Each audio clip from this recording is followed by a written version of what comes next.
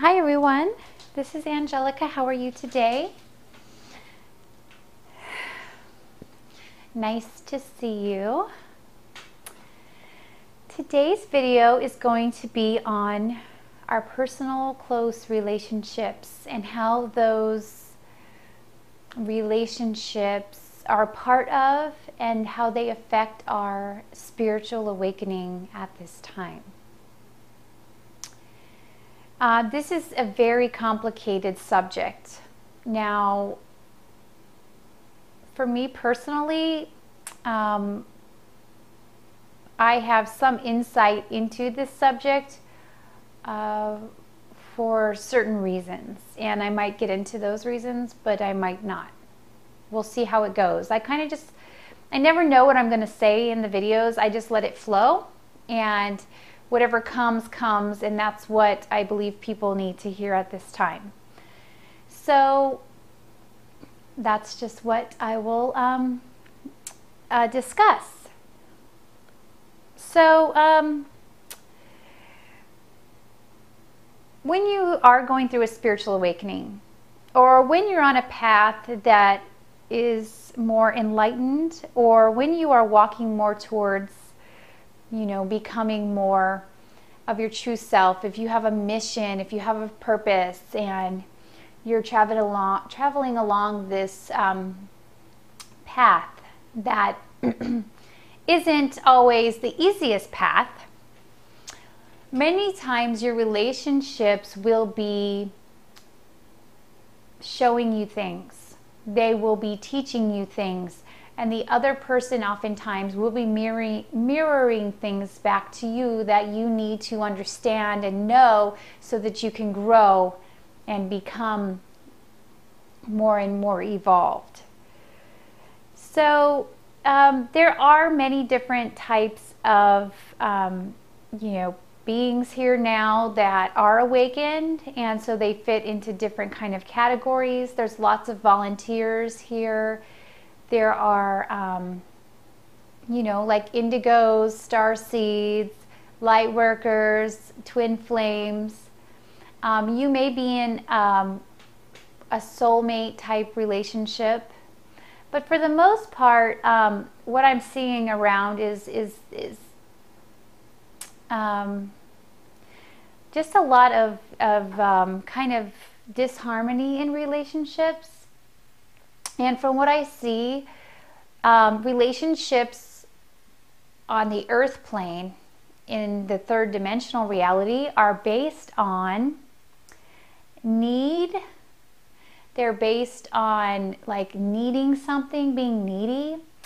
They're also based on like give and take, like like I'll do this for you if you do this for me, and then there's like some kind of an agreement set up there to where each person gives that person what they need or what they had like signed a contract for. And what's funny about it is that I try to look at the situations people are in, and dependent and needy situations. And I'm not saying I've never been that way. I have at times, when I was younger, been in relationships that have been very much like that. And they do play a purpose. People learn through these kinds of relationships.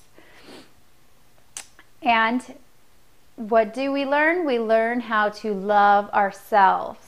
Because really all love is unconditional and comes from us. So how much we love someone else is really how much we love ourselves, and we need to turn that love back within. And it's always nice to have a partner reflecting back love to you, and that means that you've come a long way and that you are doing things correctly because you have a really fulfilling, loving relationship that is feeding that back to yourself. But also there is a time, especially if you are in a spiritual awakening, when you will have to take time to yourself in order to grow and really learn to know yourself and love yourself fully. That possibly might be able to be done within a relationship, but from what I've seen since I've been here is relationships are often not about real unconditional love. Real unconditional love means loving no matter what a person does. Loving someone for all that they are, and being there for them, doing things for them just because you love them, not because you want something in return, not because you expect something from them, but truly just because you really love them and you would do anything for them. Now that is love. So I happen to be a twin flame, and I don't know if anyone's familiar with that. And in that particular circumstance, it means that I'm here to serve humanity, and I'm here to help the earth at this time. And so I have another half. It's hard to explain, but basically I'm not here to do like a regular romantic type of relationship situation necessarily. I'm not here to be kind of in that kind of dynamic. And so that's probably why I have in the past struggled with those types of relationships, because I don't understand them. And so lots of people have tried to get me to play that game in a relationship, and I've never wanted to play that game, because my love is unconditional, and it's for all of humanity. And sometimes it seems that relationships are limited, and it seems like the person that you're with wants you to love only them, and no one else. And that is, that's the ego, I think, because when you really, really look into that, you realize that we're all one. And so to love one means to love all. If you truly love someone, you love everyone and everything. If, say, this is something I figured out a while back, and I figured this out, like, say you don't like someone, like there's someone that you really hate, don't like to use that word, but just say that that was the case. And then there's somebody that you really loved, supposedly. Well, that can't be, okay? That is not true. Something about that equation is not true. Because if you don't like one thing, you don't like all things. There's something inside that you don't like about the whole. We are all one. It's hard to conceptualize that. But, I have a very easy time understanding. I love everything, everyone, every being. The person that I'm in a relationship with, if that is the case, and everyone else. Now, there's certain responsibilities that we have, like if you have children or if you have family, or your husband, you may spend more time with these people and give them more of your attention and time. However, true love that's from a higher frequency, that is from a different I guess you could say reality dimension than this particular one, requires to love all and everything. And that is just how it is. So to try to put, lock someone in a box and to, you only love me and I only love you, that is, from what I can tell, not a very good idea, because that's not the love that is true and real. And so anyway, I don't really know where this is going. So somebody wanted me to talk about relationships and how I see them. What I do see also is that relationships are our mirror. They are oftentimes a person that we are with is triggering at us. They're going to trigger something within us that's going to make us purge things that we didn't know, we had before, because we're going to be very passionate about this person, and they are going to be able to bring out those things that are very deep within us and have us take a look at those things. Let me take a sip of this is my afternoon smoothie. This is banana, apple, strawberries, and oranges. Oh, and spirulina, chlorella, and an herbal mixture.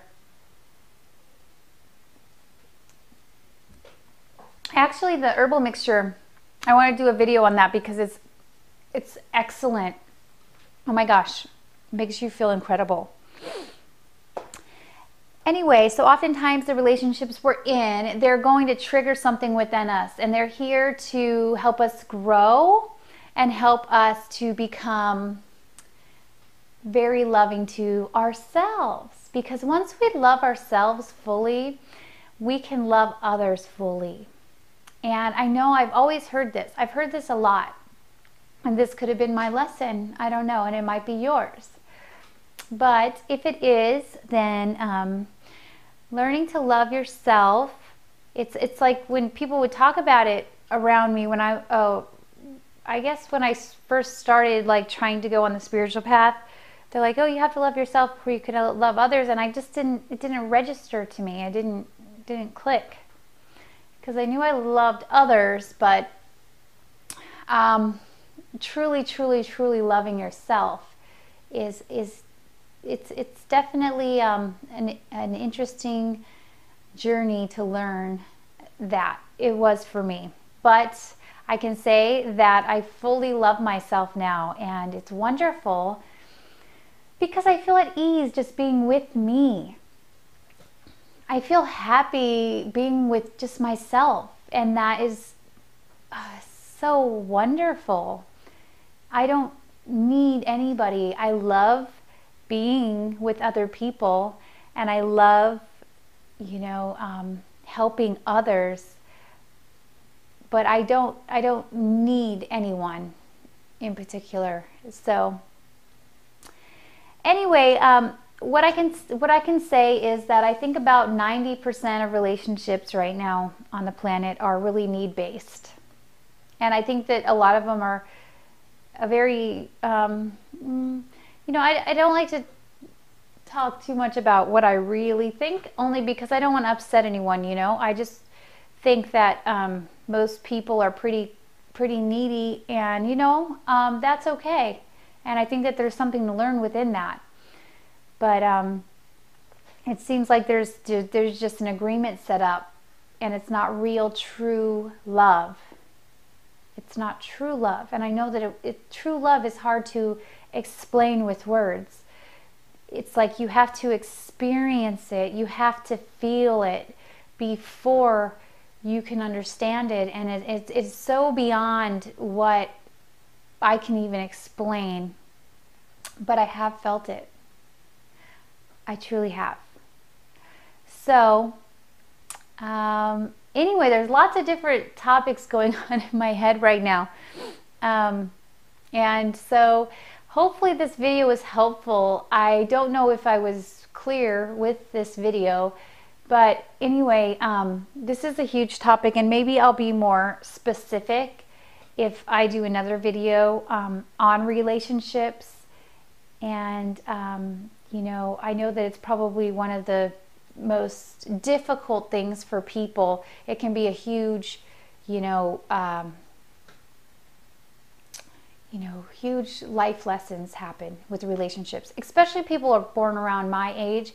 I'm 34, so I have Pluto in Libra, which is transformation through relationships. And so all my relationships have been really, really powerful and transformational. I've completely grown through my relationships. And so that could be, for that, time period of about 13 years or whatever it was. People born with Pluto in Libra do usually have a lot of transformation happening with their relationships. But there's also twin flames, which Of course, there's twin flames out there that aren't born with Pluto and Libra. But a lot of them are, actually, because that's, I think, when more started coming to the planet. And now even more are coming. And so are awakening to the twin flame concept. Anyway, so if you have any questions or comments for me, if you have any ideas that you would like me to talk about in regards to your spiritual awakening and maybe symptoms that you're having, if maybe relationship issues that I could answer your question, just leave it in the comments below the video. Also, if you'd like to schedule a spiritual guidance appointment with me, you can go on my website under services and schedule that. And let's see, what else? I think that's it. I hope that this video has helped you a little bit, and leave me some more comments or questions and I'd be happy to try to help you. So I hope you're having a wonderful day, and thank you so much. Bye.